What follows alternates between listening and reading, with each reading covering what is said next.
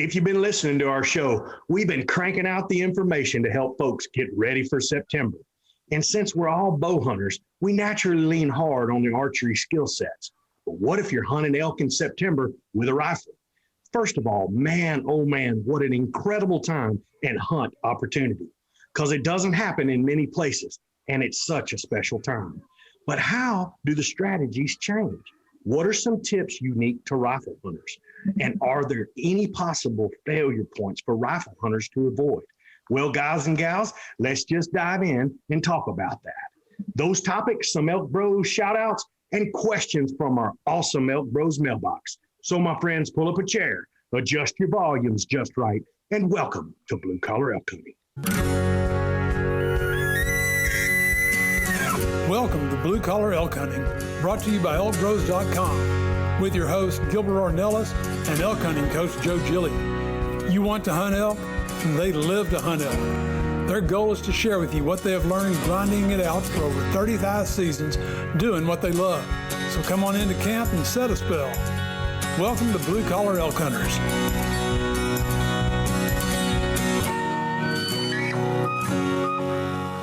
Hello there, everyone. If it's your first time with us, glad to have you. Hope you enjoyed the show. And as always, for our blue collar hunters following our show and grinding it out with us every week, welcome back to Elk Camp. I'm Gilbert Ornelas, the host of your show, coming to you live from the studio now in Spring, Texas, and from Katy, Texas. That's Say it. The leader of the Venezuelan himself, Luis Gonzalez, is in the house.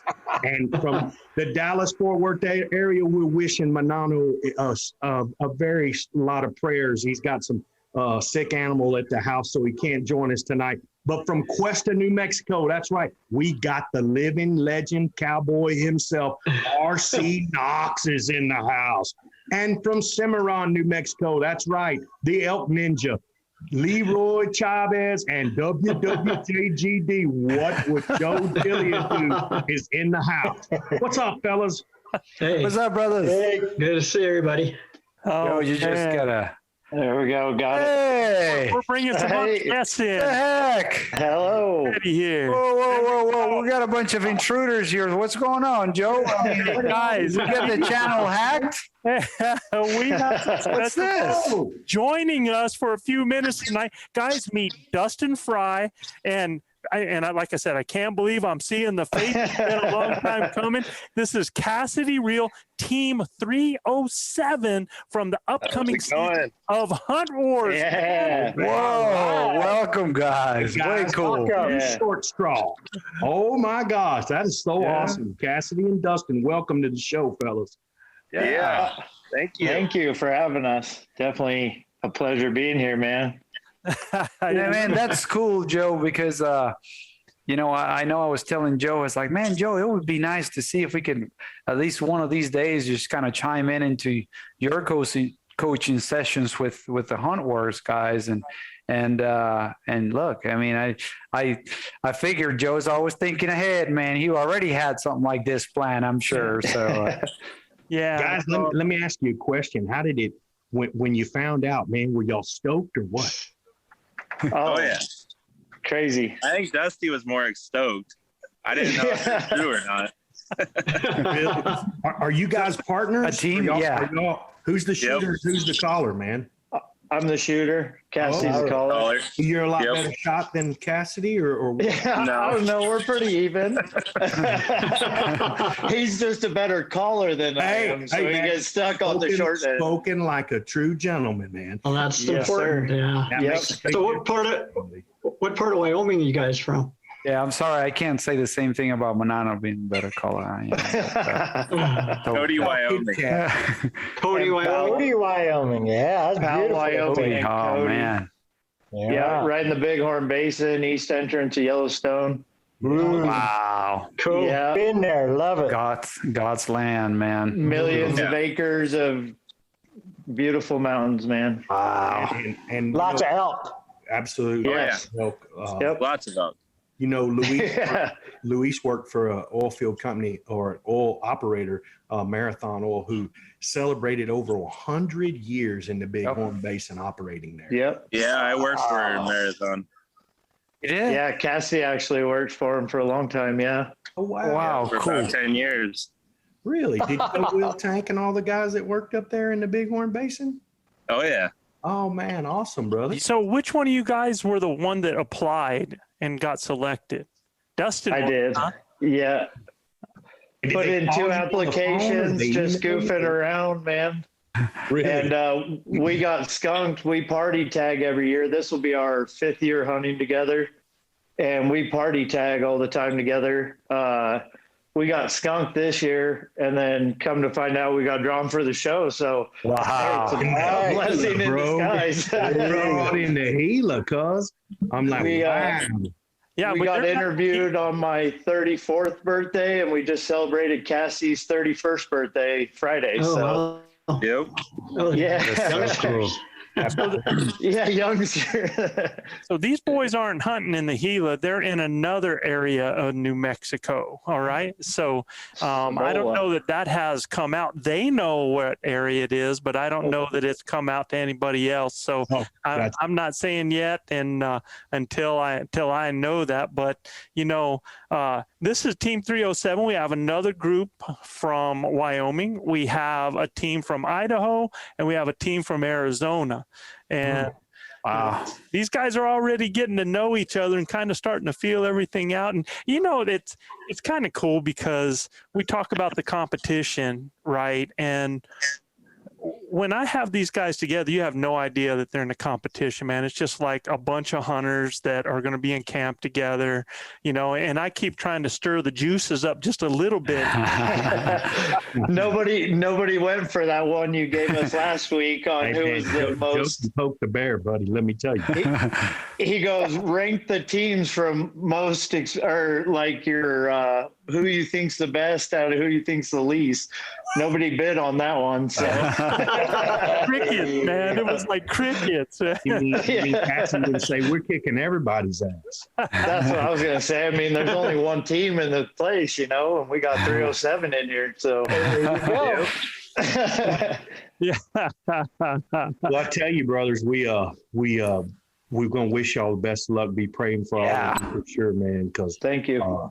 Hunting in New Mexico, thank you. anywhere in New Mexico is special. It's near and dear in mine and Joe's heart. And RC, I promise you, RC been all over the world of New Mexico and hunted on some of the most famed ranches and guided on some of the most famed ranches there. So it's the Mecca to me.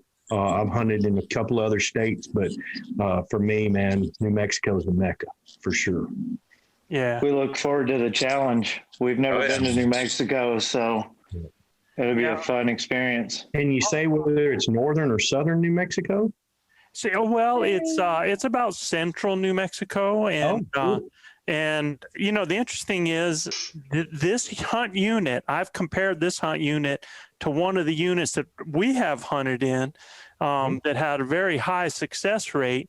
I think because maybe we had something to do with that, but There's no doubt. It's not too far north, not too far south, close to the bottom edge, but not too far from the top edge either, and somewhere around in the middle is where you find. So if you guys want some hints on how to get there. I don't think it became any secret. Joe lives in Cimarron, so nobody was fooled about that. That's for sure. It takes about 2 to 4 hours to get in there. But but what I wanted to say was this area that they are hunting kind of equates as far as unit to unit, as far as number of elk.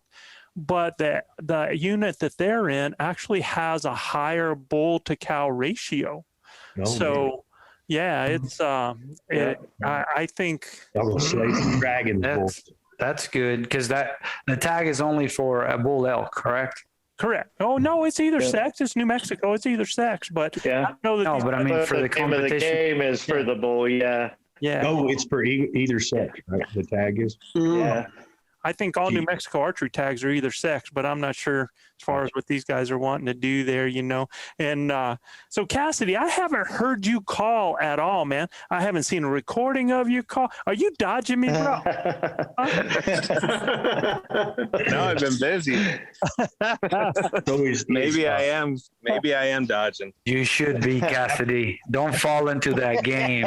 You'll get it. He'll get in your head, man, and then you'll get out to the woods and you won't even want to make a sound because then you'll hear Joe's voice in the back of you. Oh my God, that's horrible! Don't do that. Scare them off. Yeah, Right? These guys. Have you met Cole Wilkes and Eric Aragon already? Let's see. We met Eric on the Zoom last week, Oh, cool. but not Cole. So. Solid dude. Cole's a solid dude, man, and an unbelievable elk caller, dude. Yeah, and both of them are going to be at our coaching session tomorrow. So, Nice. I'm excited about that, man. We'll I see didn't how that get no goes. invites, no coaching session tomorrow, Joe. I mean, I are you don't. ready for the Big O challenge? I don't have enough square room right now. That's right. I'm a big boy. you just need round room. Exactly. Round is the shape. Oh, Round shut is up! I meant all That's of. messed up, Joe. That's just messed up. I can't believe you brought that up, man. I mean, that's just not right. I meant slots for squares. Oh yeah, sure. Oh my God. Hey, so are you guys ready? Are you prepared, or where do you feel like you're at? The excitement level? The shooting level? Everything? Where do you guys feel like you're at right now? You ready to hunt? I I think think I'm we're ready doing to hunt. good. Oh yeah. Cassidy's sitting outside a camper somewhere. I want to know where the hell he's at. Oh yeah, lovely Farson. Oh, okay. What you doing out there? Working. Oh, really? That's why it's hard to get a hold of him, man. He's always in where there's no cell service and stuff. Oh yeah. So I sure appreciate you guys jumping on with us this evening. Absolutely. We want to wish you the best of luck. I'm having such a blast with these guys, coaching them every week. And they're just, I get texts, I get videos from them, I get questions, and they're just excited, pumped. And that just gets me even more excited and pumped, man. So Very excited. All the best, man. Just remember, it's all about memories. Have you ever killed a bull yet? Oh yeah, we come off a really good year in a general unit. Cassidy, what was your bull in that unit a couple years back? Last year's? Yeah.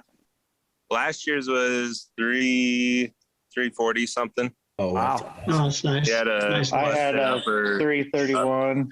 in New Mexico? No, Wyoming. Wyoming, Man, that's awesome, fellas. Wyoming. Yeah. 6 years ago, I shot one with my bow. It was 385 and 7/8. Holy crap. In Wyoming. Yeah. There's Oh, some yeah. big boys up in these areas. So Yep. Awesome, Oh, fellas. man. yeah. Are y'all all draw tags up there? Not no, all. There are some general.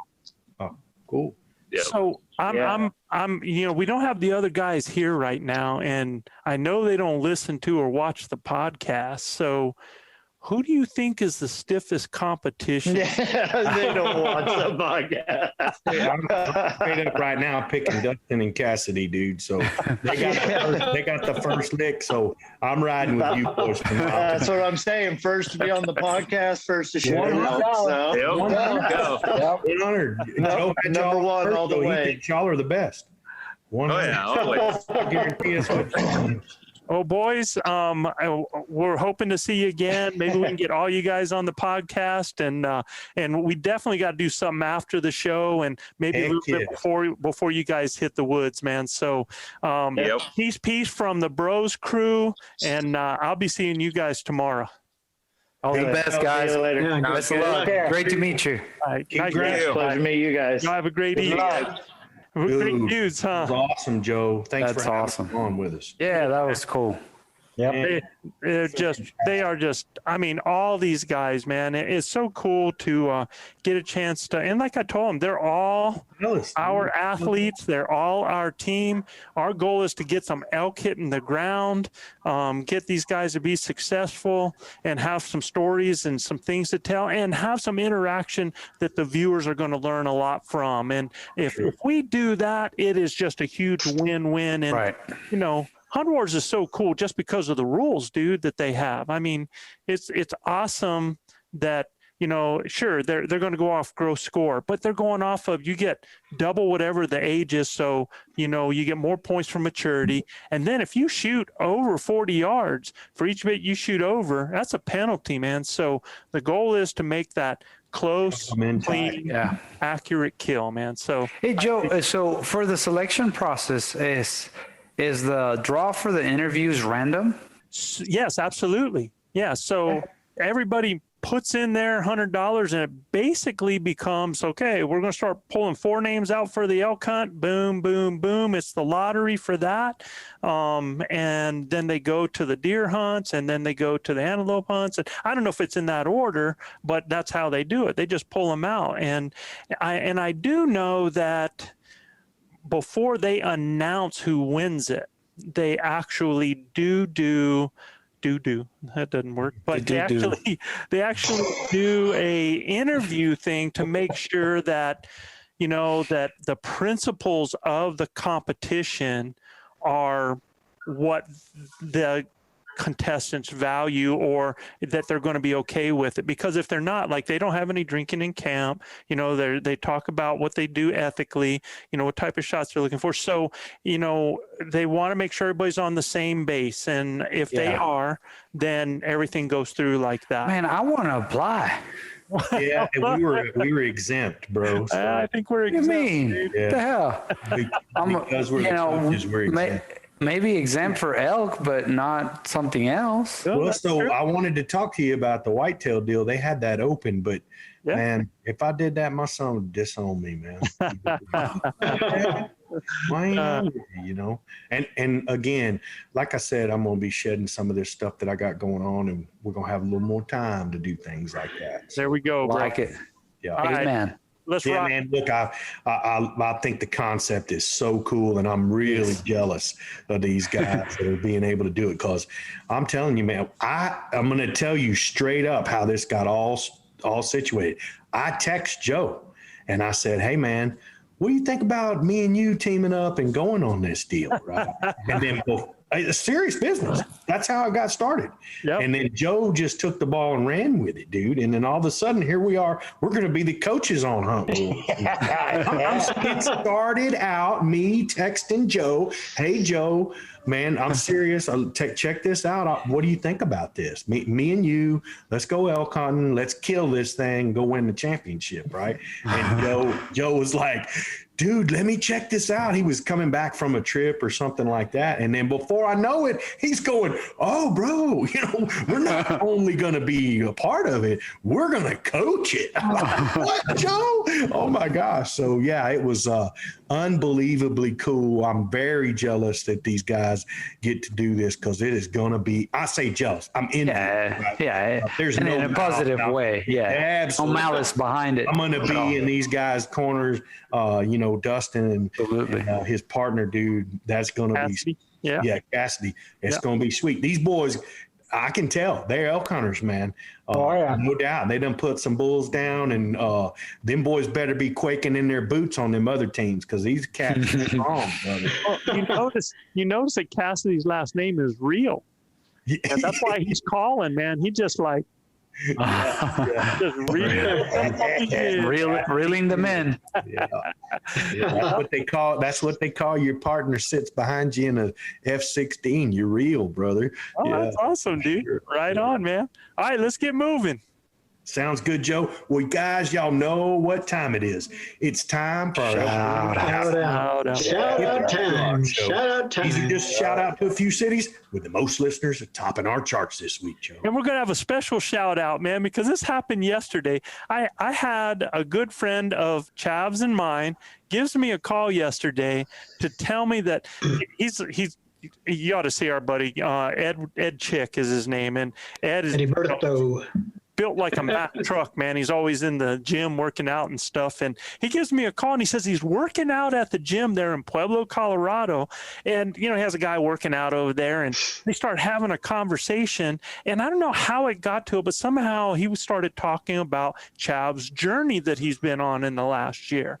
And he talked about how, he's come from basically, well, he was paralyzed. Yeah. Going from not being able to walk to where he is now. And he said, my buddy Leroy Chavez. And he said the guy got a funny look on his face. And he kind of looked and he said, I've heard that name before. The ninja?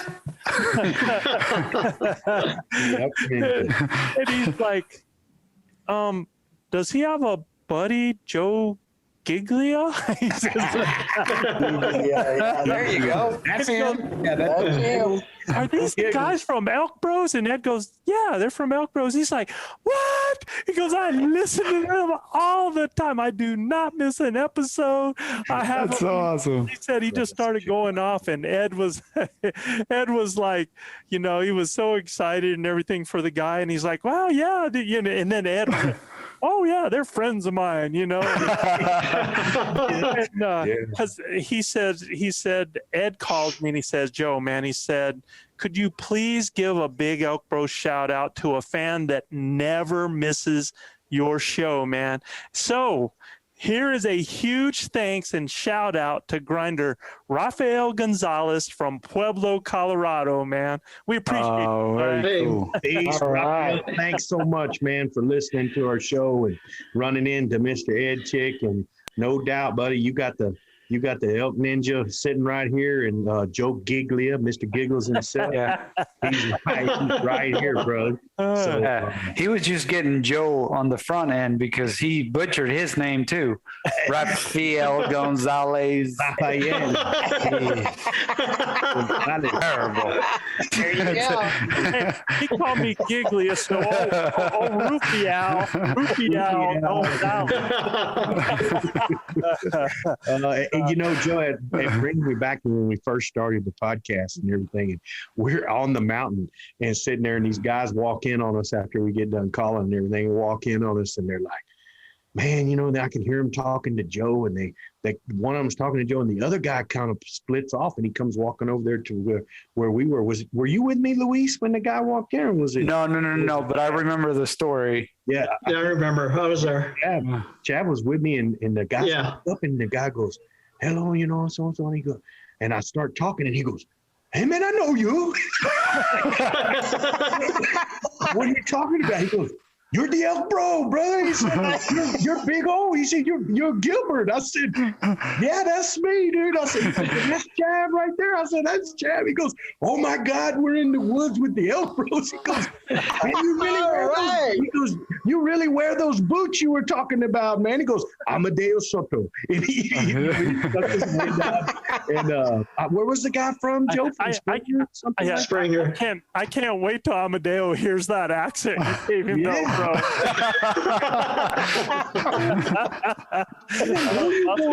You made him sound like he was from Water. Yeah, he's from Springer, right? Yeah. That happened to us. Was it last year, Joe, or the year before last too? I think it was last year. And when the guy, it was some real great guys from Missouri, a couple brothers from Missouri, and it was funny. It's crazy, man. When he goes. He looks and he goes, you're Manano, when he says it, and Manano like reaches for his pistol. Manano is like, Manano's freaked out, man. Yeah. And he's like, and you're Luis, and you're Joe. Yeah, And I'm like, because Joe knows everybody. So every time we bump into a hunter, Joe knows them. So when he goes, you're Joe, you can see Joe's wheels turning. Yeah. Like, dude, I don't recognize you. And I'm like, oh. But then when he said, and you're Luis, and you're Manano, I'm like, oh, whoa, wait a minute, what's going on here? So super weird. And when he heard me talk, he goes, I know you.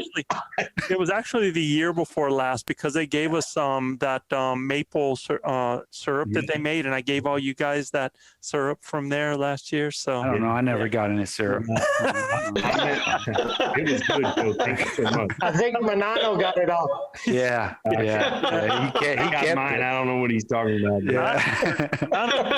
Moonshine is what he did. Hey, I was so taken back, man, when he said, I know you. I've heard your voice before. I was like, oh my God. I'm talking, Chad was like, what? You got know us. And now, guys, for our top listening cities. Gilbert.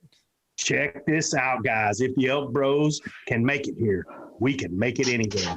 This week's top listening city is one of the largest and most famous in the whole world, known for its quintessential green space Central Park and the Statue of Liberty, amongst countless attractions. It consists of 5 boroughs: Brooklyn's, Queens, Staten Island, and the Bronx, and Manhattan itself. It is often referred to as the Big Apple, none other than New York City, New York.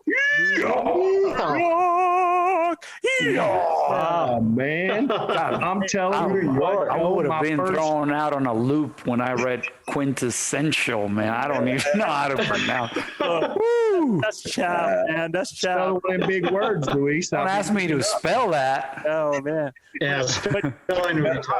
I'm ready for the Big Apple. New York, New York. I'm ready for that Big Apple. Fellas, we played 3 teams from Staten Island, Long Island, and New Jersey when we were down there in South Carolina. I'm telling you, that it is a beautiful state up there in New York. I've been up there several times. St. Lawrence, we had a coach come from St. Lawrence, way up in the northern part of New York. And New York City is an unbelievable thing. If you've never been there, it never sleeps, I promise you. Well, Luis, go ahead, brother. You're next. Yeah, I was going to go with the next city. So the 3rd oldest city in Illinois, today's next up listening city serves as the headquarters for Prairie Farms Dairy, Inc., one of the largest dairy cooperatives in the United States and ranked in the top 10 of the largest privately held companies in the St. Louis area. Family Circle magazine named this city 3rd on their top 10 best towns for families in the United States, none other than Edwardsville, Illinois. Edwardsville. Man, that is awesome. The Midwest is always showing up here, guys. Yeah. Okay, up next, this city is known for its historic downtown, elegant Victorian-style homes, and one of Michigan's top-rated public school systems. CNN Money lists the city 27th in its Best Places to Live survey.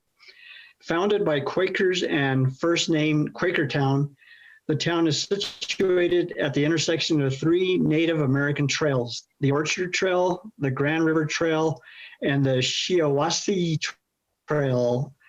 And that's Farmington, Michigan. Farmington.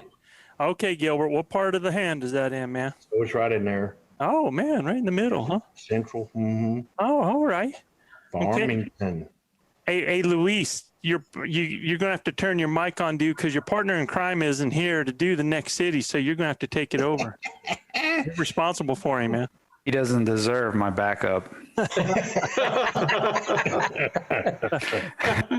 So this city is located in the East Bay subregion of the San Francisco Bay Area. It sits on an underground fault and was devastated by an earthquake in 1868. The city was settled by Guillermo Castro as part of the Spanish land grant. Castro ended up losing his land in a card game and migrated to Chile. That's crazy. Legend has it that the town was named after the winner of the card game, Hayward, California. Hayward, California. Oh, that's a cool story. What a story.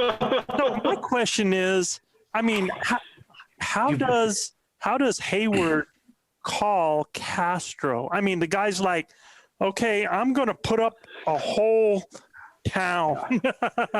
I'm pushing my town into the pot, man. I have the deed here on my hand by chance. What does he call with, man? The land grant. Yeah. Crazy, man, because it's right on the bay there. It's just south of Oakland, so it's right there in the bay. So pretty wild how they decided they were going to put it in a card game.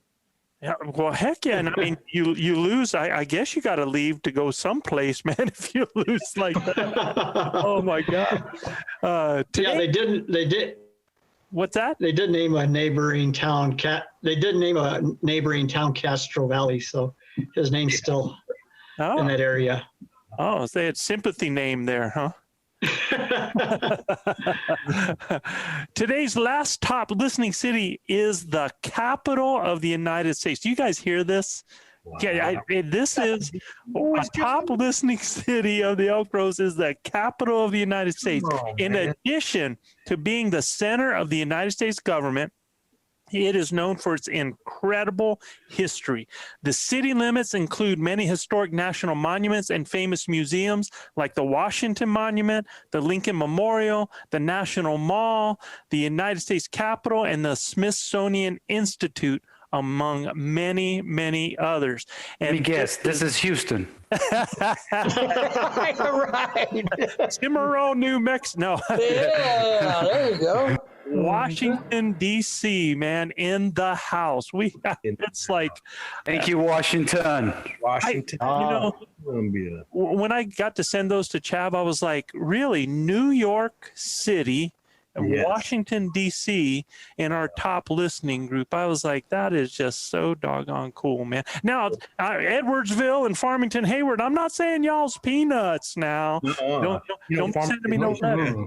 Farmington's just west there of Detroit on its way to central Michigan there. So they're not, I'm sure, being outside of Detroit, they're no little small town, that's for sure. Oh, absolutely not, man. All right, guys, let's get rocking with tonight's topic. So the topic, rifle hunting elk during the rut. What does that look like? And, one of our listeners, Shane Rasmussen, sent this in and said, you guys are always talking about hunting the rut with the bow.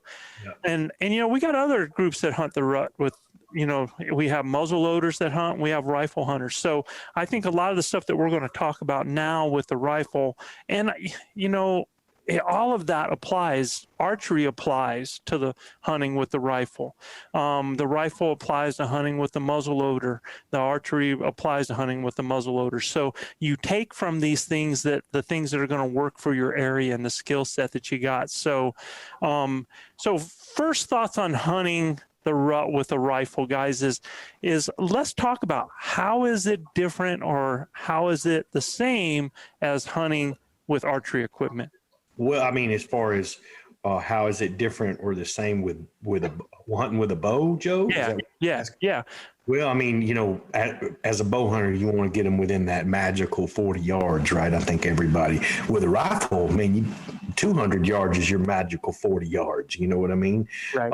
So, I mean, the challenge of having to just hunt in the thicker parts of places and not let yourself, glass and view parks and stuff like that, so different. You can really use your optics and stuff like that to ambush bulls that are going to be in parks with cows, and you don't have to worry about crossing that park and scaring them. You can shoot across the park. So, I mean, you triple, 10 times your distance bow hunting. I mean, it's really an unbelievable deal how you don't have to worry about being in tight. You can actually, call those critters in a couple hundred yards. And now there's going to be some guys up in some parts of Idaho, Gilbert, they're going to say, man, that is where it's so thick in the timber in there that your optics are pretty much done away with. So I think some of that actually depends on the area that you're at too, right? Can they hunt in Idaho in September with a rifle? I have no idea, but if they, I know in Colorado they have on that Ranching with Wildlife, they can hunt during September there. A lot of these states have some special draws for youth that can hunt during that time. Some for disabilities and different things that are allowed to hunt during that time. And some of them I know some ranches get to hunt, but that's going to be private places there. So the calling would be the same, Joe. You're going to be calling to the bull, and the calling part's the same. It's just, your distance. You don't have to be so tight in your cover. You can actually hunt parks and stuff like that. Yeah. With transitional areas. With regards to the calls, I was going to say the same thing there, Beto. The behavior of the animal doesn't change, right? It's the same elk, same time of year. Their behaviors are exactly the same. Their responses will be the same. So, if you understand the behavior, then you can certainly set yourself up with the equipment that you're planning to shoot. If you're an archer, then the way we like to hunt them is areas where we can get close to them. Obviously, open parks don't work for that. We've been in an open park and want to call one across, and he was 125 yards from us, and we ain't taking a shot, right? Right, and then as a rifle is a different story, right? You can play the terrain to your favor as well. You will have more advantage, especially if it's during the same time now in the rut, I would think. So do me a favor and push your mic down a little more, bro. I said this 1,000 times. I've been with R.C. Knox muzzleloaded and hunting, and I'm like, Jiminy Christmas, if we only had these opportunities, with a rifle. How many times do bow hunters say that? I guarantee you there's not a bow hunter listening right now that hasn't been out there hunting and gone, dude, if I had a rifle, we'd be done. Yeah. We'd be done, Joe. Yeah. We'd tag out in the first 2 days. Yeah. You think about our first day archery hunting last year. I killed that 7x7 looking at me straight on at 80 yards, and he is smoked. I shoot him right in the crease where the patch meets the chester, and poof, we let the air out of that bull, man. You know what I'm talking about? My 300 Ultra Mag, it's over. So, RC, you guided on the ranch for years, man, doing the rifle and doing the archery. Did your tactics change? Yes, most definitely. Most definitely. During the archery season, during the bow, it's a whole different ballgame. You've got an animal that's talking to you. You're going to make a move. You're going to try to get in, and if he gets in the trees, you don't worry about it. You just go, okay, cool. Now we're on. Now you can move on. With a rifle, to me it was a whole different ballgame, because I don't want to get in the dark timber or bedroom or anything like that with the rifle. I'm going to try to set up to where to me it's more of a waiting game. Early in the morning you got a chance to where they're moving up, or you can get ahead of them and maybe get a park or something like that. But in the evenings, it's just, you just hope that you got enough time, and you generally do. The bull's going to come out, and but you want them in the park. I'm going to throw this caveat in there, is that you were on private property, so that brings a little bit different feel to the whole thing. Sometimes that waiting game gets disturbed by other people out there. Right. Mm-hmm. Yeah. So I know it's definitely different. And Gilbert, you brought up something that was real important. You said that, you're shooting 10 times further than what you do with the bow, right? So now the safety factor changes a little bit, because you are hunting during the rut.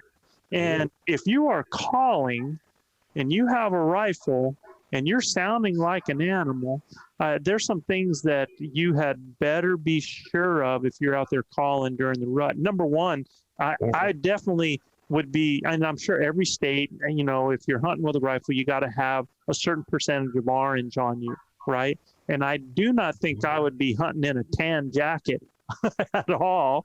You know, I wouldn't be doing that. Yeah, and even, I mean, the same rules apply with the bow, but it's even more so with the rifle, that is so critical that before you pull a trigger or shoot an animal, that you absolutely know what the background is, or you're never shooting on a skyline, because that whole safety factor part of it changes a lot, right? So, I mean, I just want to put that out there. That's not like strategies or anything, but it's just one way that changes, because I think that in some ways the goals of the two are the same. You know, get a response, determine the location, get in the best shooting position, and then close the deal, right? So in that way, they're the same. But to me, it's kind of like what RC was saying, that the goals, though, of the archer and the rifle hunter can be, not always, because there's some people that hunt with a rifle just like you hunt with a bow, and they're going to chase those bugles. They're going to go in and they're going to try to get an 80-yard shot, 70-yard shot, 50-yard shot, you know, whatever it is, when they're chasing that bugle to get that animal. But really the goals for the archer is they want the thicker the better. They want to get them in the timber, like what RC was talking about. And then for the rifle, the more open the better. They want to get them in the open or the thinly treed areas or the brushy, you know, ridge vegetation where they can spot them or glass them up and then get in position for a shot. So yeah, I think in some ways they're similar and you can go with that. In some ways that they're different. So if you, RC, had a rifle hunter on state land and you got to do what we said, you got to, you know, get a response, determine location, get in best shooting position. Would you be starting at that animal's level? Let's say it's first thing in the morning. Would you be starting chasing that bugle at that animal's level? Would you try to be at a higher elevation? What would be in your mindset? I think that you would have to be, like you say, you know, you could, as an archer, you don't ever want to be chasing them up the hill. Right.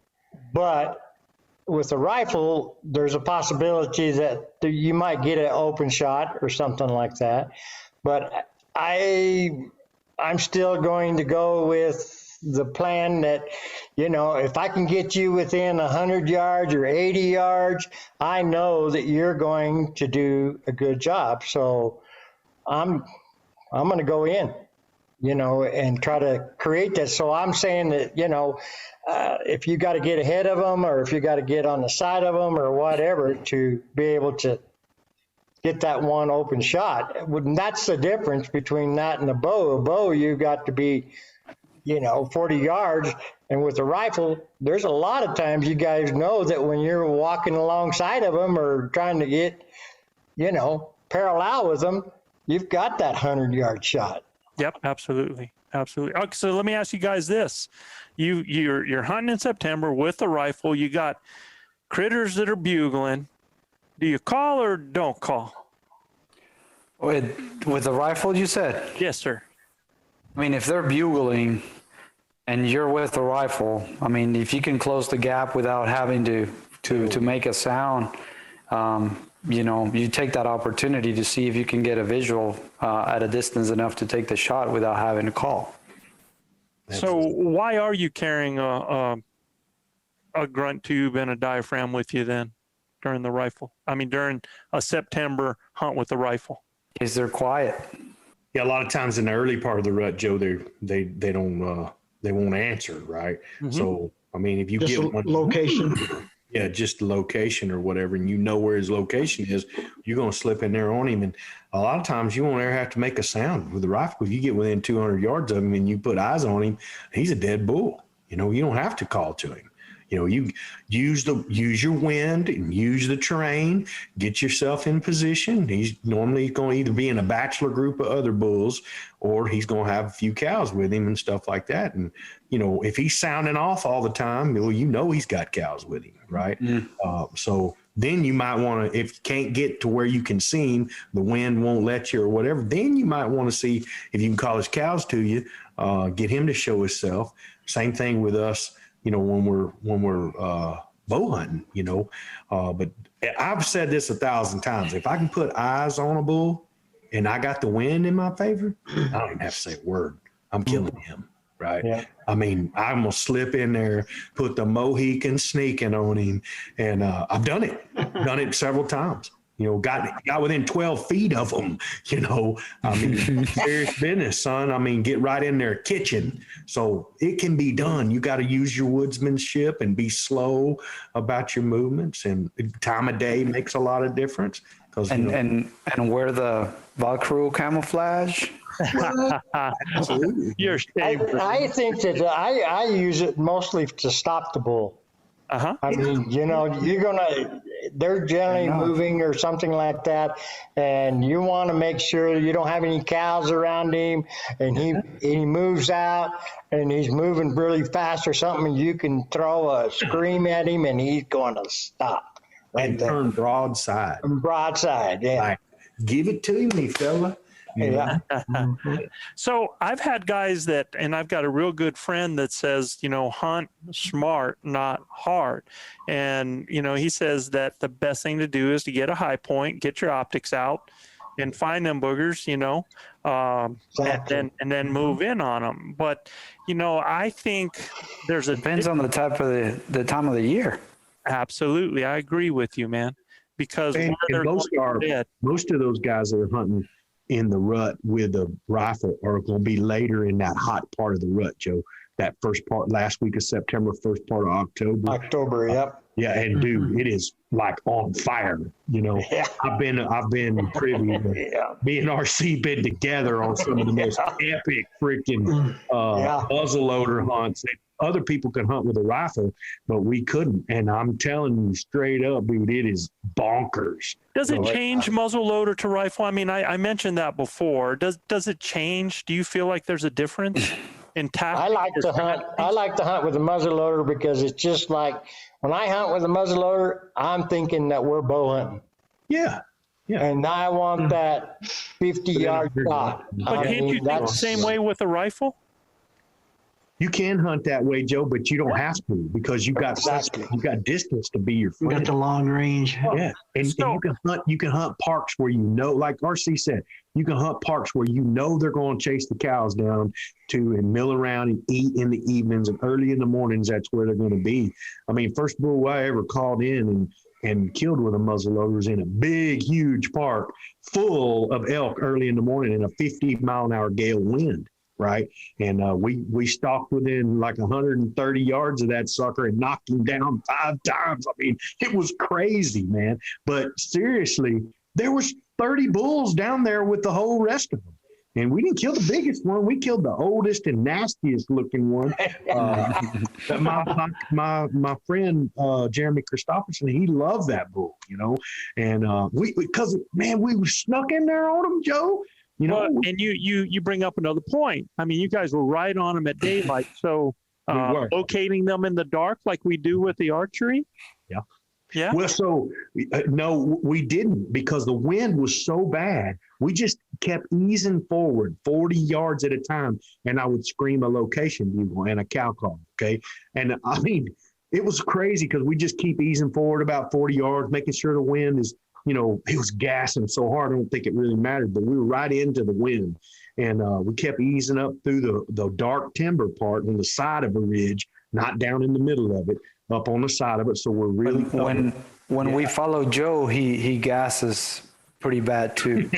You know what? I was listening today to Western Contours. Shout out to Guy Duplanche. I was listening to Western Contours. You guys got to listen to the latest one that they had on high altitude sickness. It's a great podcast, man.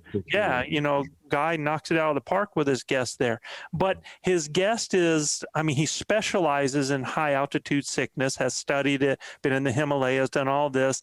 And interesting fact is that at high altitude, you have more gas I would think because Joe, you live in high altitude, dude, and you got more gas than we do flatlanders do. question.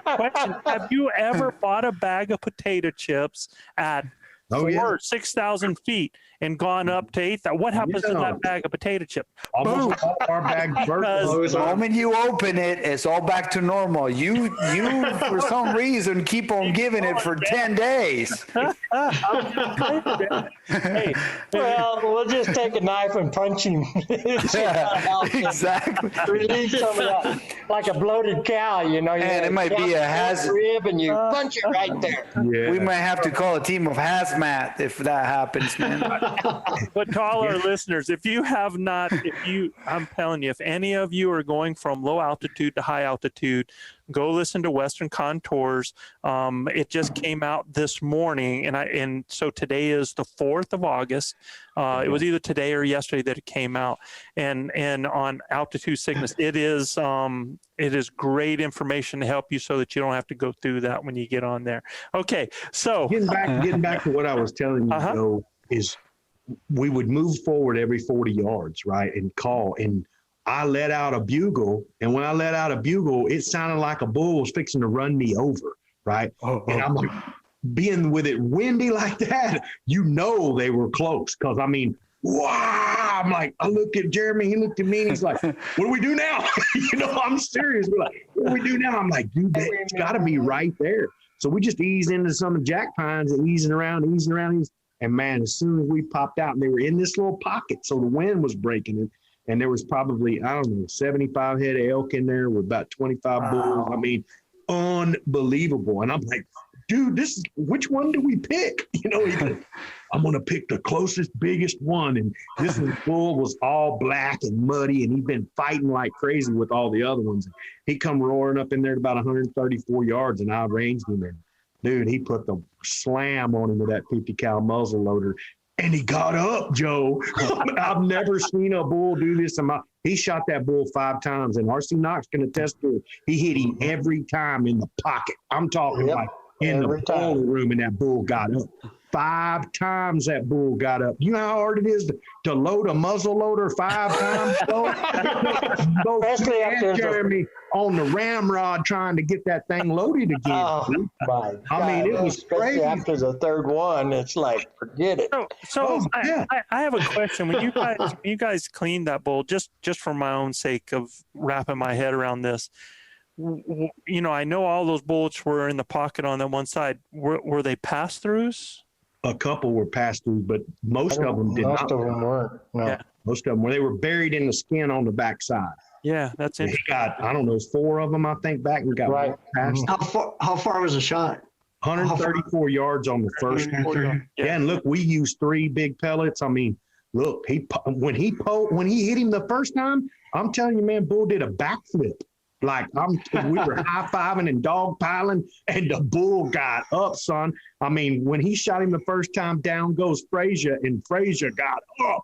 I'm like, what in the world? I said, well, man, we got to put another one in him. So we're trying to reload that thing, man. He just walks up the hill, and he beds down under a big pine tree. I'm like, oh, hey, man, at any time, then he's going to die. Yeah, they're pretty tough animals. Yeah. Son, let me tell you. He got up after being under that pine tree for 20 minutes. I'm radioing for help and stuff like that. And Mr. Carl Gammons told me, if the bull's got his head up, shoot him again. I'm like, Carl, he got me like 5 reps. Shoot him again. I'm like, Carl don't want to be chasing no bull, man. But at that same time, R.C. Knox is not the giant bull down, right? I mean, it was crazy. We killed 4 bulls that morning. That muzzleloader morning, it was chaos. Wow. I'm telling you. That's cool. Yeah, Not even 5 bulls. I got a question, Joe. With regards to the rifle hunting, so yes, and I've been, actually I was with Beto. We had an experience. I was hunting with a rifle, and there was a lot of glassing taking place, right? And so, but one of the things I noticed then was that if you can glass and you can actually see elk in certain areas, but the terrain made it to where we really couldn't get to those areas, right? And even if we tried to, you would lose the perspective of where the animal was, and maybe by the time you even got there, you know they wouldn't be there either. Obviously, this wasn't during the rut, but right after it though. It was after, and then obviously it just, the question is, how hard is it? Like if you're in the rut, you really have to know your terrain. It's in order to be able to glass and make the full benefit of glassing, and then be able to sneak in to these animals if they're far away. Because if you don't, then you're lost on the attempt. Well, actually, it depends, though, man. That's where having a good partner and you guys having good hand signals and using something like your base map is critical. Because I mean, you take like base map, you take our base map GPS. I have that animal standing right out in front of me. I'm able to look at it, and it does that navigation line that goes out. And you can, I mean, it marks exactly how far that animal is, because you can pretty much look at it, look where you have out there. You can range it to find the distance. So now all you got to do is take your base map thing and just go right towards in the direction. You look at the distance and you mark exactly on your base map where that animal is. Now you keep your partner right there. You guys are communicating, and you go on, if you have to go a doggone mile, and if they're bedded, right? It just depends on the situation. Right. And if that means if you have to go a mile around, now you have exactly where that critter is in your hand right there. And if that animal has gotten up, all he's got to do is give you a signal. Has he gone to the right? Is he still in the same place? Has he got up and left? Is he over to that side? I mean, they just got to give you the hand signals to help guide you as to what's happened, or communicate if you have a walkie-talkie, or if you're texting or something like that.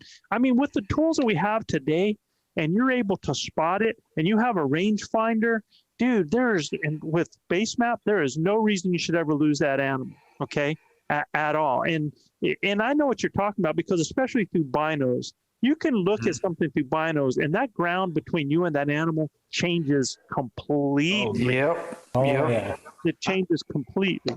I'm telling you, this will be my 12th season hunting elk, and I guarantee you I'd be 11 for 11 if I had a rifle in my hand every day. Yeah. I'm serious.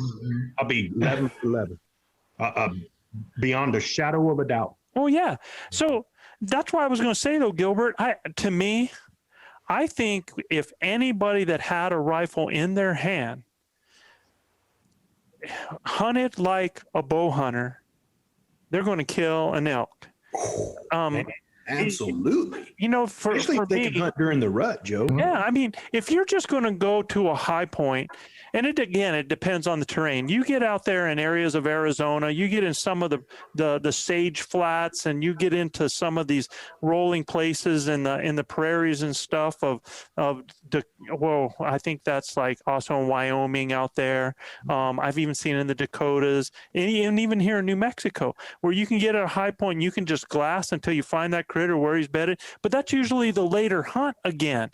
When you're talking rut, they're talking to you. And what I was going to tell Luis is, if that animal is bedded down, and even if I looked and I know, and my partners tell me he's right there, he hasn't moved, and I look and I'm like, well, I don't have a shot, I'm not able to see him. Shoot, man, it's the rut, man. I'm gonna give a doggone challenge bugle, and I guarantee you forward, he's gonna stand up, throw it back, and move forward. I'm gonna tell you right now, every muzzleloader hunt I've ever been on, and every rifle hunt during the rut, I've been on several rifle hunts during the rut in October, right there in the border of Colorado, New Mexico area.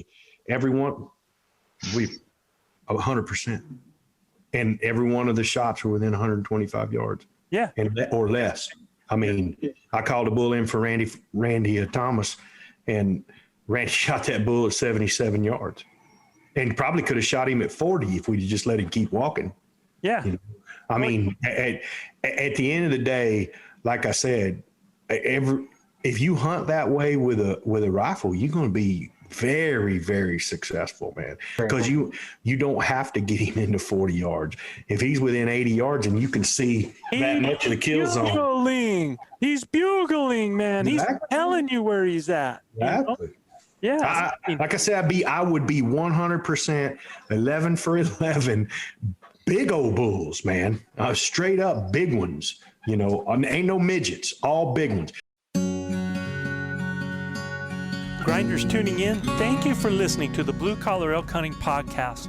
Our goal is to share our knowledge and help you flatten that learning curve so that you too can have some of the very same incredible experiences that have given all of us here at Elk Bros a lifetime of memories. If you like what you hear or see, you can get all of this information plus so much more from our Base Camp Elk Hunting Training Camp, the first in a series of online courses from our Blue Collar Elk Academy. Our Base Camp Training Camp allows me to use my coaching style and share almost 40 years of elk hunting experiences successfully hunting elk on public lands, as well as over 20 years guiding hunters of all ages and experience levels. This course will be like nothing you have ever experienced in concept and structure, using success-based coaching techniques that will elevate your confidence and skill sets. Our camp will prepare you specifically from that final moment most in your control, those final minutes or seconds the elk is in front of you, backwards through each step and level, allowing you to see, visualize, understand, and relate every coaching point to what lies ahead, the next step, the next thought process, the next success. Because y'all, you've already been there. You know what it looks like. By tapping my 30 years of teaching and coaching experience, our camps are developed considering multiple learning modes with text, visuals, audio, as well as video.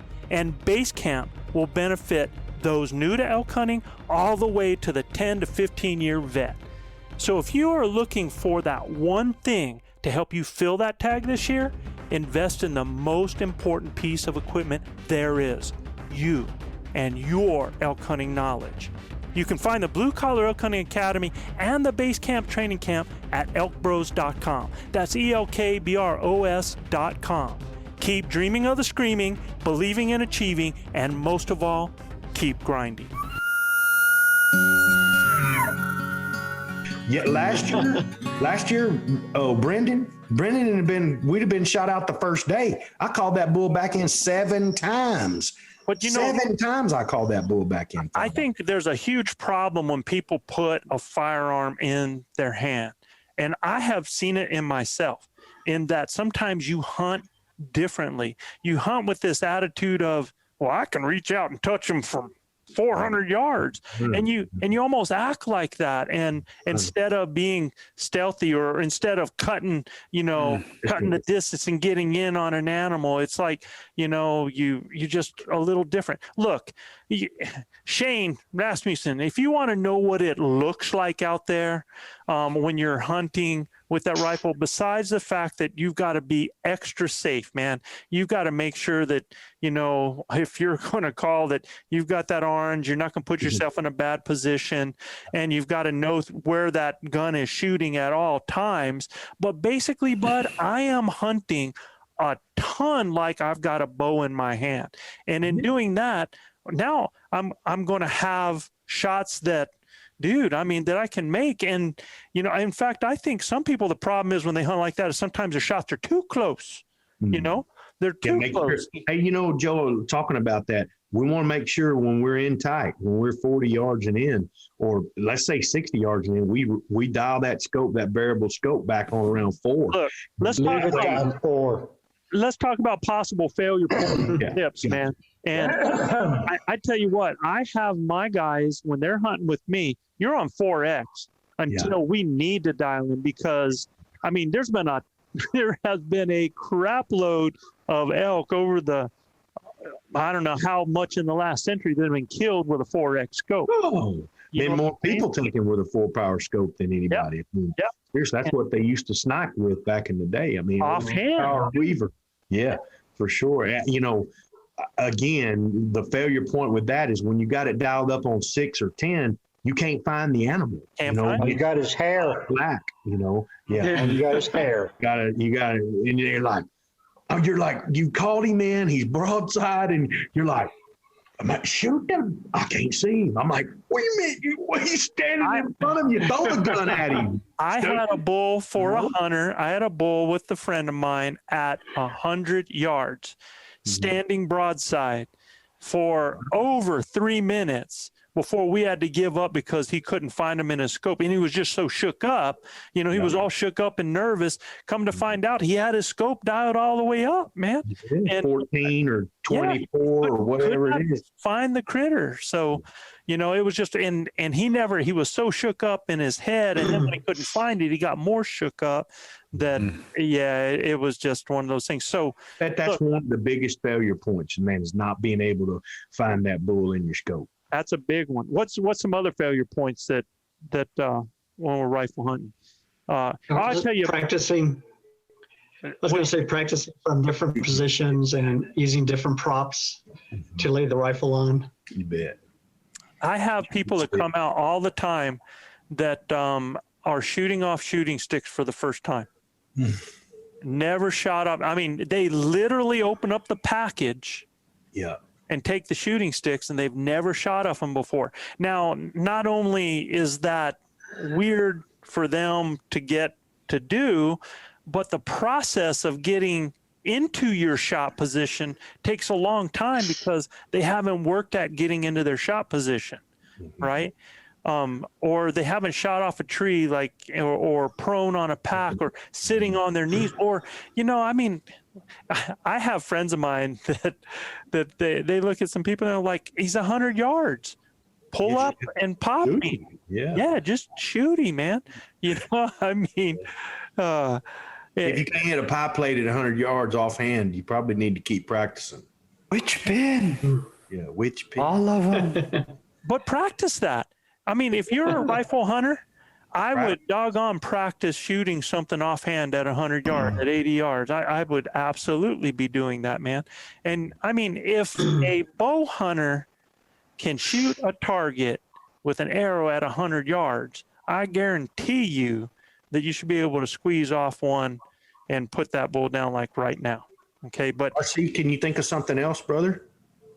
Oh yeah, there's a couple things that you know, these guys you're going out and you went to the range and you shot your gun, and when you got it sighted in, and when you got back, you cleaned it. Oh, okay. Yeah. Well, that's all good. Yeah. I think all guns need to be cleaned, but after you hunt, when you get to the field, or before you go out to the field, shoot your gun at least one time before going to the field. And in the second shot, make sure that it's where it's supposed to be, because the first shot ain't going to be there. Right, especially when you got burned up the oils that are in your barrel. You want to season the barrel. Exactly. So that's a big point there. I think that they need to be able to do that. And I'll add to that too, RC, is that a lot of these guys are sighting their guns in at low altitude and then coming to high altitude. That makes a lot of difference. When you get to camp. Gotta shoot it when you get to camp. Yeah. It's no different than us shooting our bow, to having a judo point and shooting at a stump or whatever. Mm-hmm. Yeah. So, I mean, before you go out, if you're coming from low altitude to high altitude, you better go shoot that gun, because it is going to be shooting differently, man. And fellas, make sure you got more than one, 4 or 5 shells with you. Bring you a couple boxes of shells, and make sure that your box of shells, if it says all the same, all the same. It says 300 Win Mag. It better be a 300 Win Mag you're shooting, because you can shoot a 300 Win Mag out of a 300 Weatherby, but you can't shoot a 300 Weatherby out of a 300 Win Mag. No. So ask me how I know. My cousin tells me, Gilbert, I got a 300 Win Mag. Okay, cool. He said, I don't got no bullets to shoot no elk. I said, I got you, bro. I go and buy him 2 boxes of bullets, because I know we're going to shoot when we get to the camp. We drive into the camp at a beautiful ranch, man. Unbelievable bull that he killed. He killed a 417-inch bull. I mean, a giant, right?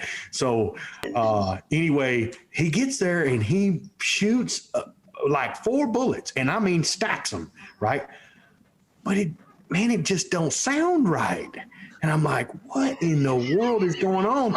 I say it don't sound right. It sounds okay. It's loud as all get out. And then he ejects a beautiful Seiko 300 Win Mag, right? It's a 300 Weatherby, all right? He shoots that Win Mag ammunition through that Weatherby, and it form fires the casing. I'm talking just swedges it out little bitty all the way. Wow. You know, where it nets down, they just made it all straight, right? So when we ejected a couple of them, Travis went over there and got it, and he goes, oh my God. He goes, this bullet come out of your, he goes, man, is this an Ackley? He looks at it like it's an Ackley improved. He looked at the bottom and he goes, "This, you shoot a Win Mag?" And Ty goes, "Yeah, I shoot a 300 Win Mag." Went over and looked at the side of the gun. Yeah, it's 300 Weatherby mag. Right. So luckily, some guys in our camp had a box of 300 Weatherby mag that he could shoot through it. Or he'd had to, I brought my 300 Ultra, but he wanted to shoot it with his daddy's gun. His daddy passed away, and that was his daddy's gun, and it meant the world to him. So those guys loaned him a box of shells, and he got it done, man. But always check your shells, brother. I want to give out some other tips as far as some of the failure points that we're doing here. And as far as the call, like RC said, man, a call is a great way to stop an animal that's moving. And you guys have heard us say before that if that a bull has or elk have a fatal flaw, that they will stop and turn broadside. So even if you have shot and you spooked some animals, or some animals have seen you and they're running for the trees, get those trees ranged, man, because they are going to go to those trees. They're going to go 5 yards in. They're going to turn broadside and look back to see what's chasing or where they're at. Yeah, what scared them. Yeah, I'm telling you right now, I know it will, because I watched Steve Tucker blow the horn off of an elk, and I saw him running up the backside of a hill with a daggum cow call. I mean, and the bull had been knocked down. We thought he slammed him. RC and I are high-fiving the whole 9 yards. Bull jumps up and takes off, and I stop him again at 150 yards, and Steve shoots 3 feet over his back. And I'm like, what in the world is going on here? How did that Tucker, you're not going to listen to this, man. He's like going, oh, man, they told my story. Yeah, man, I'm telling you. But when we walked down there to go look for blood and everything, RC's like, oh, he knocked him down and got up and missed the second time, but he slammed him that first time. Dude, we walked down there, and the front of his front is laying in the dirt, and the dadgum perfect bullet of a Barnes peeled back bullet is laying right there next to it. Am I lying, RC Knox? No, that's right. That is a true story. The bullet is laying there, and we can see it laying there, and I'm hitting him in the horn. Brings up another point, Bud, and for everybody listening. Look, anytime you shoot an elk and he drops in his tracks, get ready. You better get ready, man, because either that booger is spined or he is spine stung. Or he's been shot in his horn. We're talking about that'll do the same. So we stopped him. Knocked him out. Yeah, we stopped him again, not 45 yards from where it knocked him down, because he heard another bugle cow call, and he just stops and turns broadside again. And so anyway, Tucker gets another shot at him and shoots 3 feet over his back. And me and RC are looking at each other, and Tucker, I said, what is up? He goes, there's something wrong with this gun. I said, dude, there ain't nothing wrong with that gun. I'm going to tell you straight up, you wild ass Canadian. There is nothing wrong with the guns. The next day we got together and we went down there and shot those guns. Carl Gammons laughed his ass off. Part of the problem though is that he wasn't. Look, I always instruct people, anytime you're elk hunting and you take a shot, you're going to stay on that animal. You're racking another shot, staying on that animal, and you're ready for a follow-up. If that critter starts to get back up, you're going to put him down, man. You do not want an elk walking off and we had a muzzle over, so it takes a little bit of time to jack another. Well, I'm talking rifle, man. Yeah, even that. I mean, you go through it, could take some time, and then it's hard. You know, you're shooting at 200 yards. You're shooting at 300 yards. Sometimes finding a blood trail where they were at is tough. And that's another point, too, is that when you've done that, and number one, again, you're always ready. You rack it, you're ready, man, to take that other one. If you do, then you're not panicking like what happened to Tucker. It's like, oh my God, I've got to throw a shot off. And that's what he did. He never even really focused. He just threw his shot off. But, if you're ready and you're ready for your follow-up, now, once you've seen that animal has either gone down or gone into the trees or whatever, you're, again, just like I told Luis before about an animal that's bedded, you're going to range where that animal was. You're going to get out your base map with that navigation. You're going to get in that direction. You're going to mark exactly where that animal is, or pretty doggone close to it within a certain amount of proximity that's going to help you out. Okay, so that's critical. Those are some of the best points that we can have. But, Shane, when you ask what it looks like as far as hunting elk with the rifle in the rut, is think like you got a bow in your hand. Now, there's going to be a lot of people, that's my opinion. There's other people that like to get up in glass and then go after them. There's nothing wrong with that.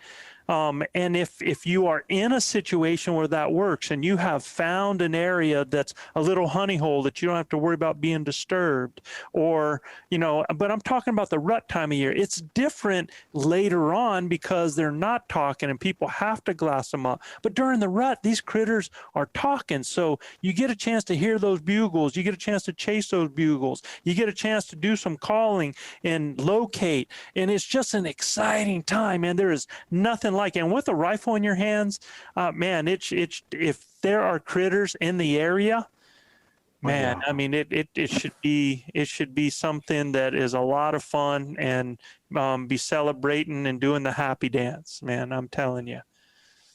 One of the things I was going to say is that when you take that shot, most likely you're going to be on sticks, you're going to be on your knee, you're going to be on your belly, you're going to have a good rest, right? Mm-hmm. Just rack another shell, right, and stay there. Stay right there and watch that animal. I mean, if he takes one step, I mean, he may hump up, and it's a good shot most of the time. Shoot him again. Mm-hmm. This is my philosophy. I want 2 holes in him. Oh, and I'll tell you, I'll give you another tip. Binoculars are for glassing from the top of a mountain. Exactly. You've got an elk out there in park.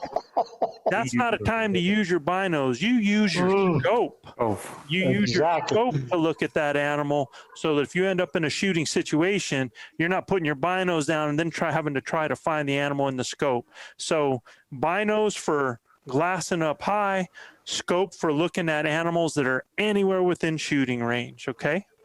Now, one of the things that I always tell myself and also other hunters, and as a bow hunter, you're doing the same thing, is I paint a red dot on the animal itself. So I know that as a guide, that's the first thing I would do, is that, his guide doesn't have his binoculars, but he's got his scope up, and you have to worry about sometimes that he doesn't bring his gun down to that red dot where he needs to put that shot placement. So I always would say red dot. Mm-hmm. And it was like, oh, yeah, okay, yeah. I mean, and that's probably what's his name did when he blowed the horn off. He was still looking at the horns. Yeah. Don't look at the horn. We may want to clarify when you're saying paint a red dot on the animal, in case Manano listens to this episode, because he may just be wanting to run out there with a marker or something and try to chase the animal down and paint it before.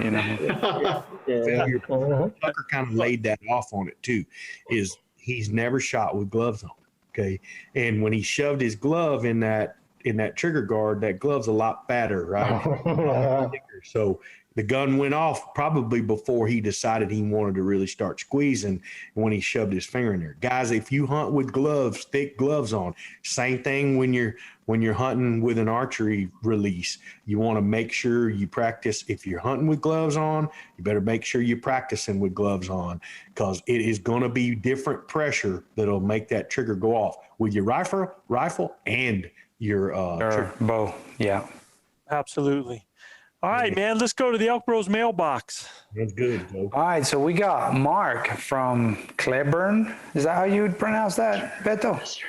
Cleburne, Texas? Cleburne, Texas. Yep.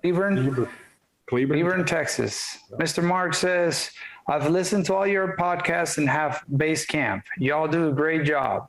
My question is, if you don't know where the elk are, but you're in lots of fresh sign, where do you position your shooter when you start a cold calling sequence?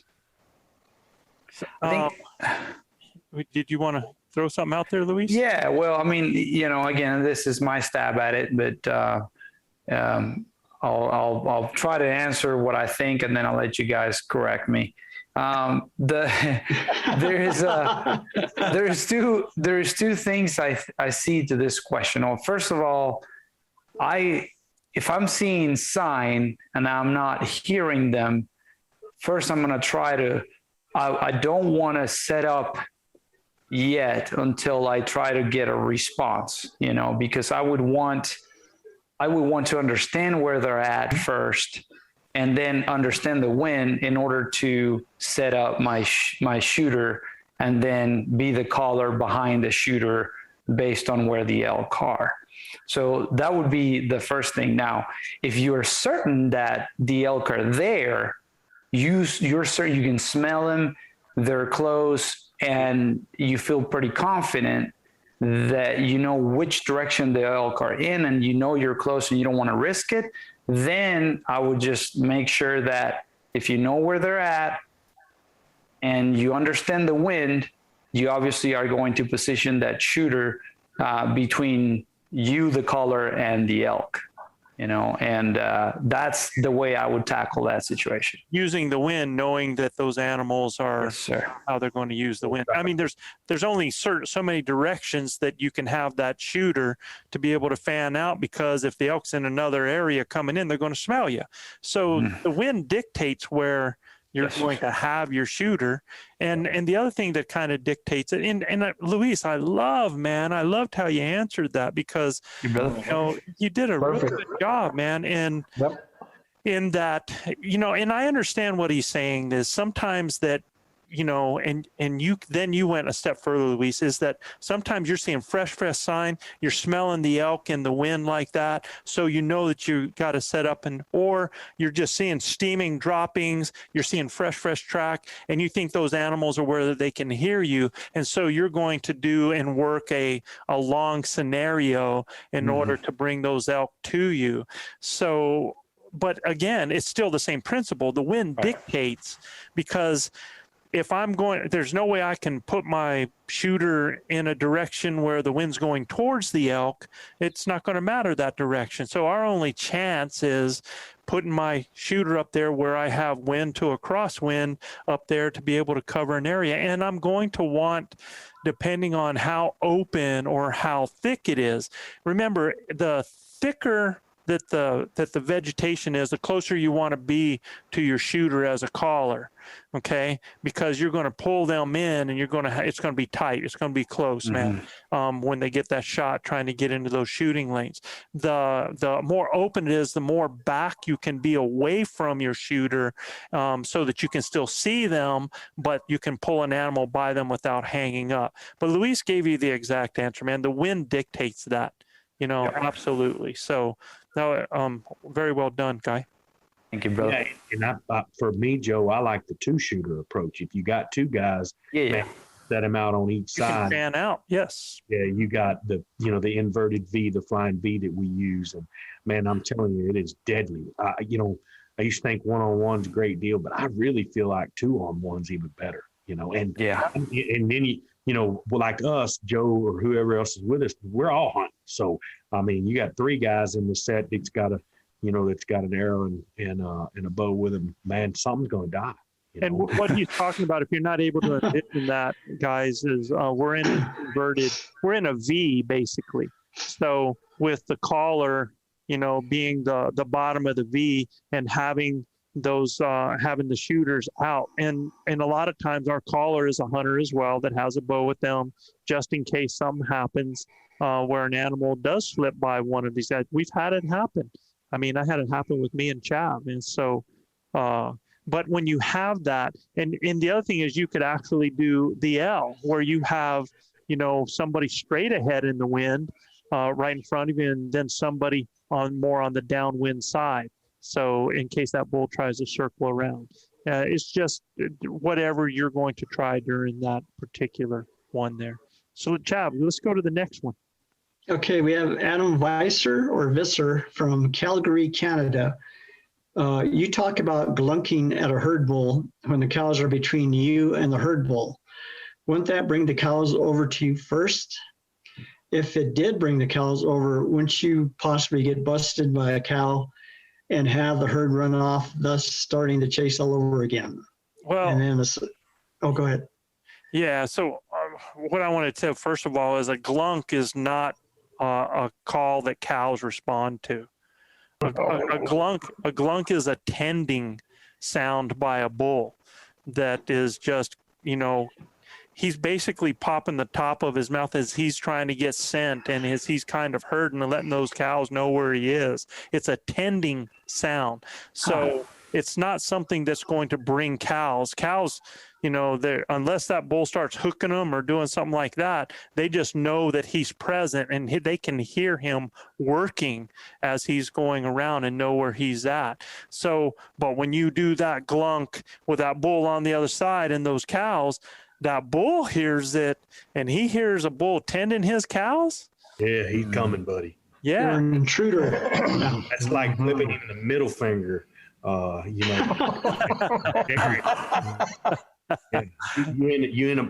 guys ever been in a bar room and you tending some female, somebody walks up and says, "Hey man, that's my old lady," well, everybody's going fingers up and somebody's getting whooped, right? Go mess with somebody else's lady, right? So it's the same way with each other, man. And Joe is like, how did we end up at the bar all of a sudden? I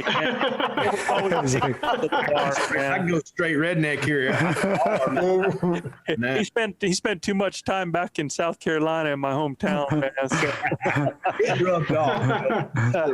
But the same thing goes for the pants and the whines and those those are all tending sounds. That frustrated bull working and stuff like that. And those cows, you watch those cows when they're doing that, it's his presence when he starts doing that visual thing with his horns and starts getting threatening that they kind of pay attention to.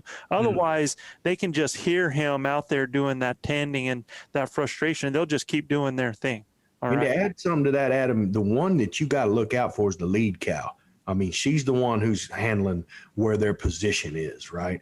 And that bull, if you can get him thinking he's got another satelliter, and that's what the glunking's going to do. He's going to think there's another bull coming in there. If you ever get between him and the cows, it's over. Game, set, match. He's coming.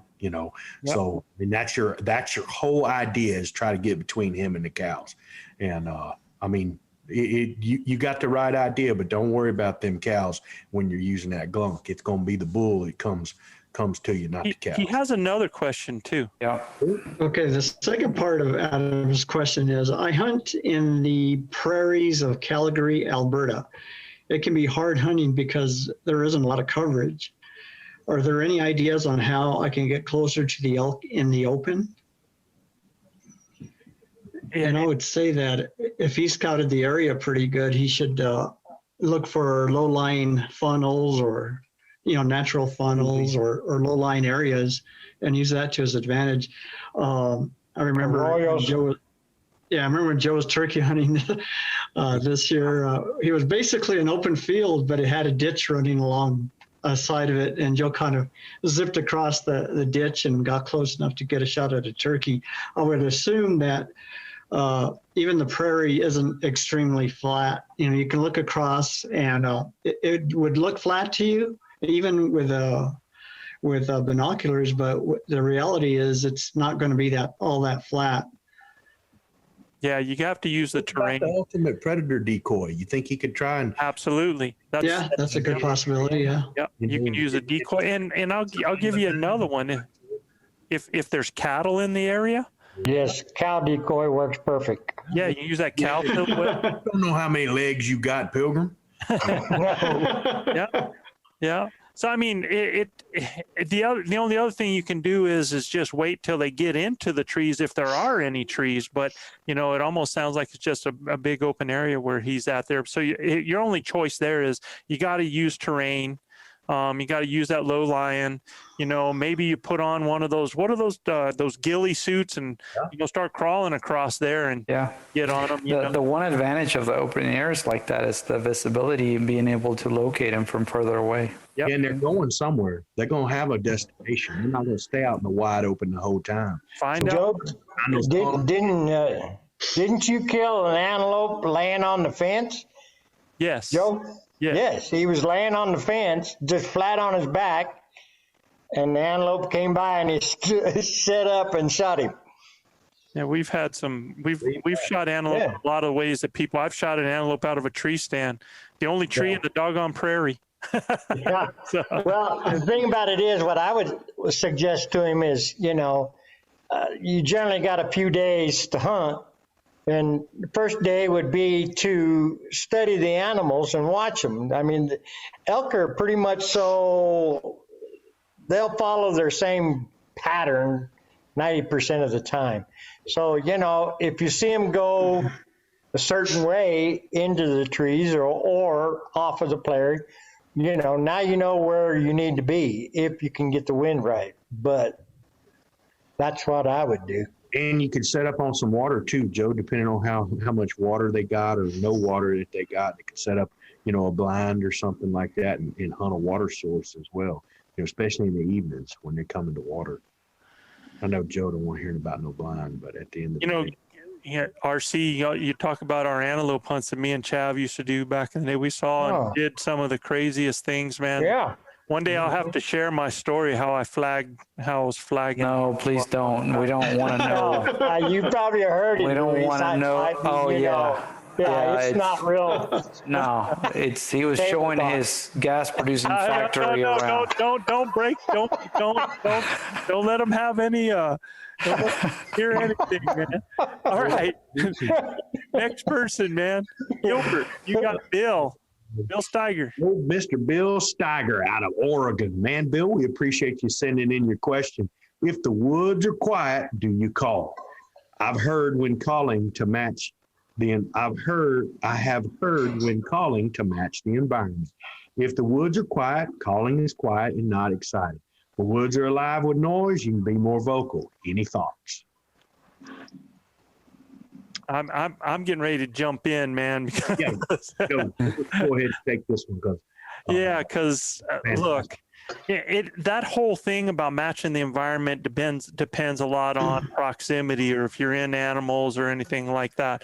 If you're like following a herd and you sneak into them and they haven't been saying a thing, and then you get in tight and you just start calling, and you're liable just to blow everything out. But I don't follow the principle of if the woods are quiet, you don't call, because they're just not excited.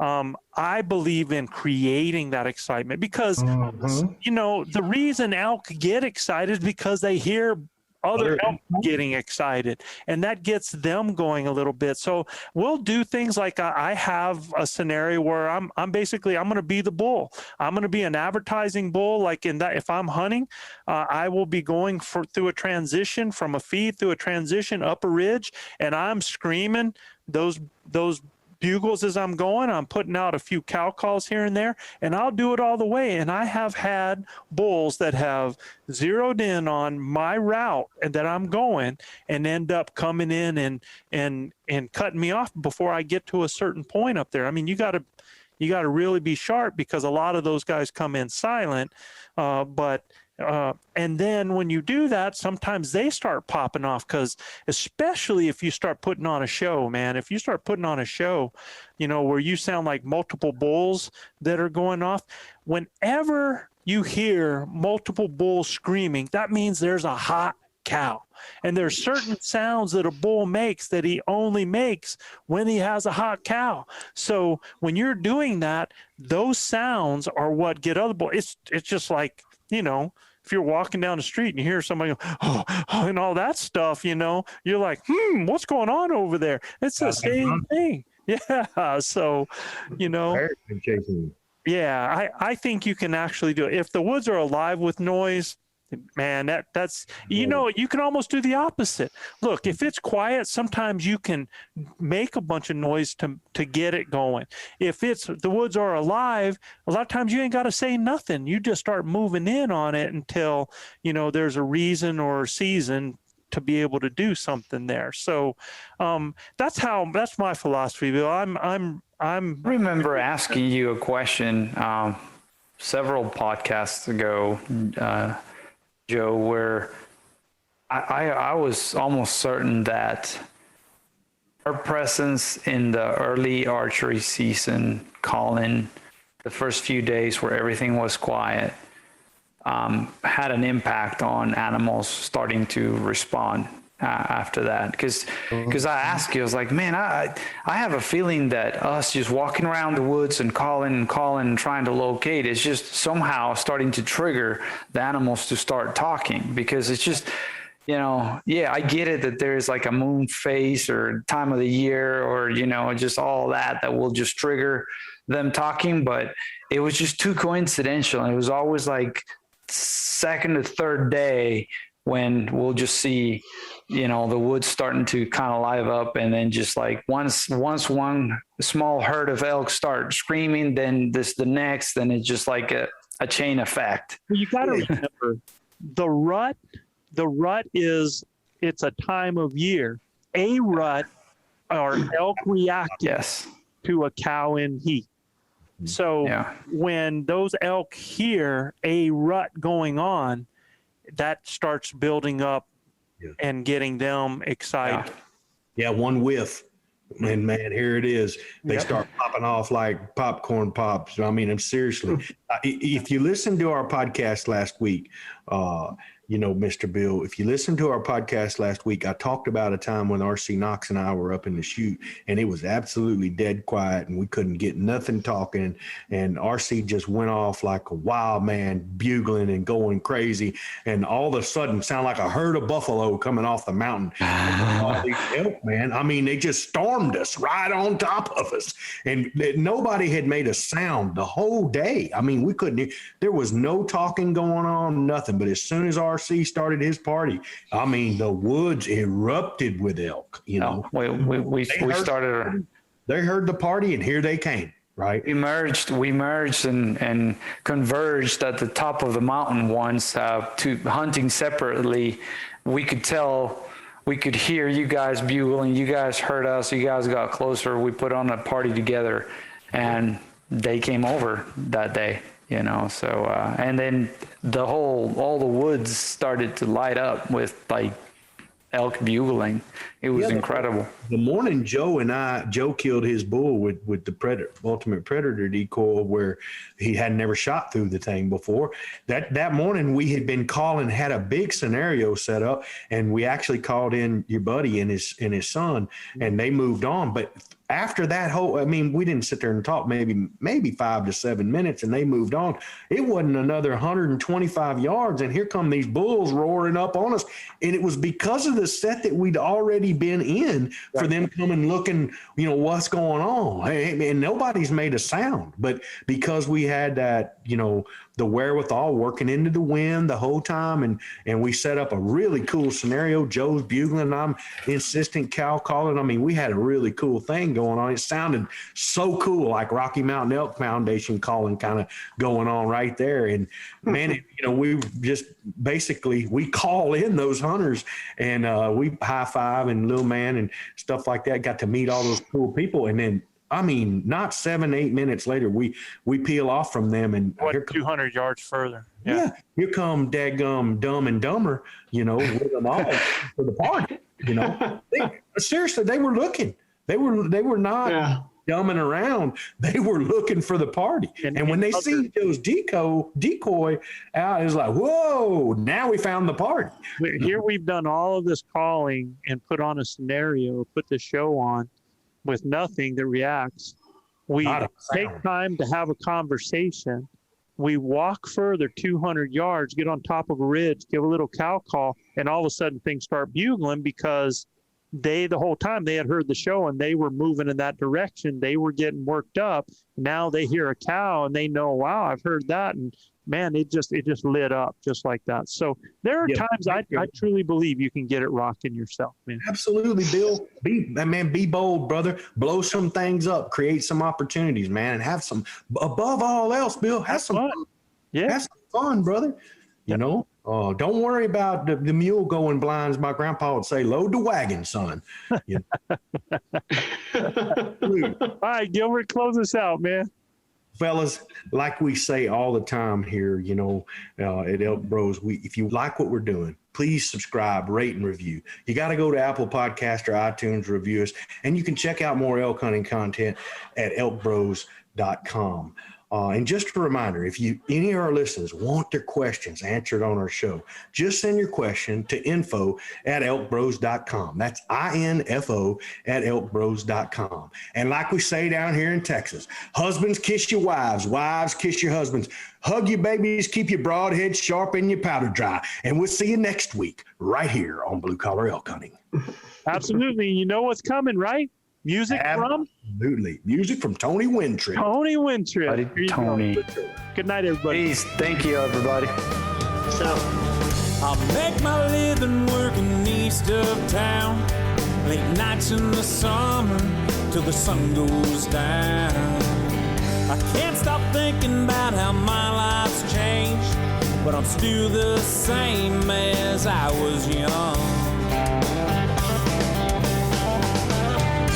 Peeled them bark trees one by one, made a couple of dollars, filled my gas tank once, and I left my high school, barely made it by, but I found my way back. Oh, how time flies, living Northwest wild. Hunting, fishing is my kind of style. I float the Wainuchi when it gets hot. I'm proud of all the things that I've got. I'm digging them moss bags up in the sand, and after work a cold beer in my hand, picking wild berries off God's land, and drinking my buddy's homemade wine, living Northwest wild.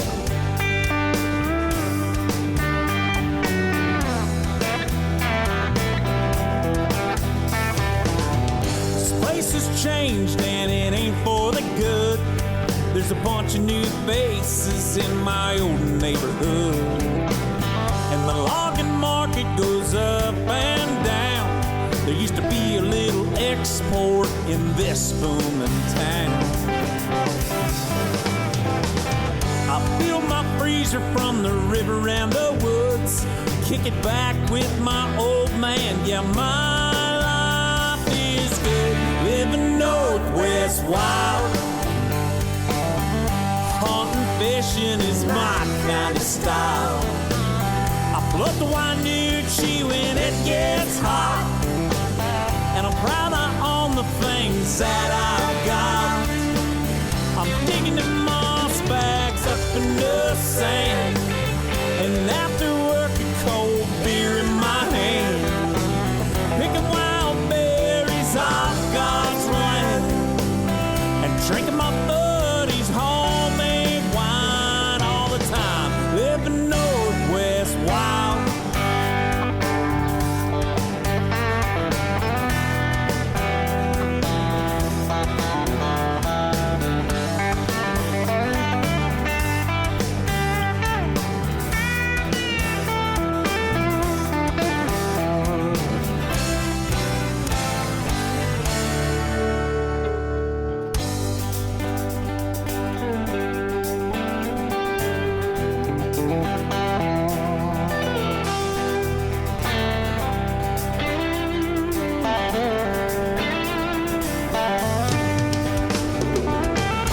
Living Northwest wild. Hunting, fishing is my kind of style. I'm float the Wainuchi when it gets hot. Yeah, I'm proud I own the things that I got. I'm digging the moss bags up in the sand, and after work that cold beer in my hand, picking wild berries off God's land. I'm floating in the bay now, I'm watching my line all the time, living northwest wild.